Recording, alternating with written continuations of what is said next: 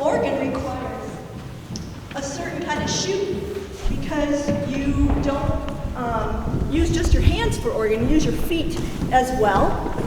And these are my shoes. I think they're probably 50 years old. They're held together with goop. It's got a wide heel, and you can't even get soles like this unless you're a tap dancer. They are just regular leather, not rubber, because they need to slide.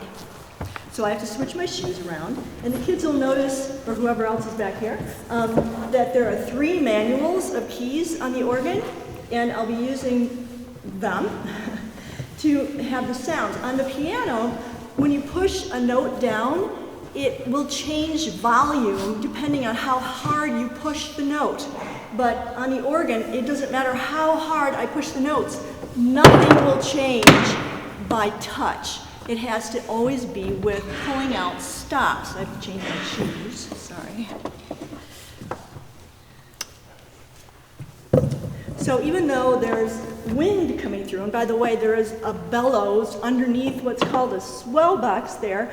If you notice, there's some wooden slats that are behind those gigantic pipes. Right now they're open and it allows the sound of the pipes that are inside it to be heard. But when I close that, you see the louvers closed? Did you see that, kids?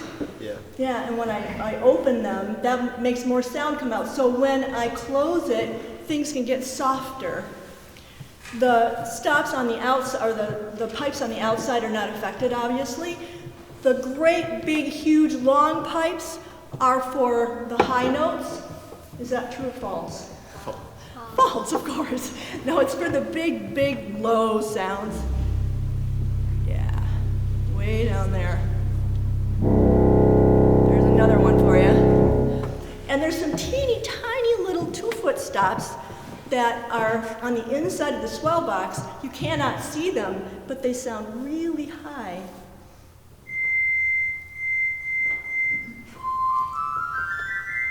And this note that I'm playing right there, that's middle C. But because it's 2 octaves higher than that, when I play middle C, it sounds 2 octaves higher. This stop is the normal middle C. Okay? And on the organ, you can combine those with the 8-foot stop and then the 2-foot stop. So by pushing one note, it sounds like this. Hear that? There's also a 4-foot stop, which is 1 octave higher. That's still middle C. Now here's middle C with the 4-foot. And here's middle C with the 4-foot and the 2-foot. Can you hear all of those pitches? Anyway, when you play the organ, a lot of different sounds can be heard. I have to change my glasses to be able to see the music. So much better. You can get a trumpet stop, or the one I played before, which was a flute.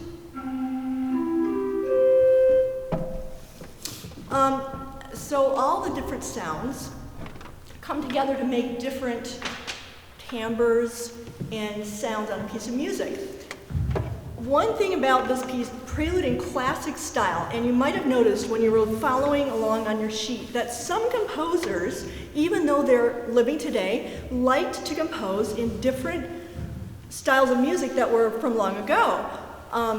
Catherine Rowan was doing a piece from Chopin, the Romantic period of music, but she's living today.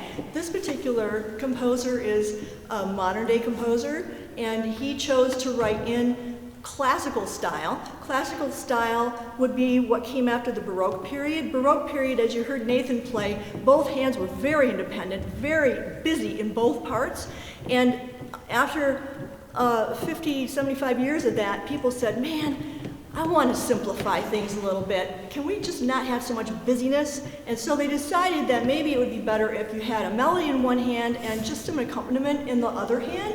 And so that's what this piece does. The left hand just has repetitive chords, while the right hand has the melody. And that's what you're going to hear. So even though Gordon Young is a modern-day composer, Prelude Prelude in classic style is modeled after a piece that you might have heard from the classical period. So here we have Prelude in classic style by Gordon Young.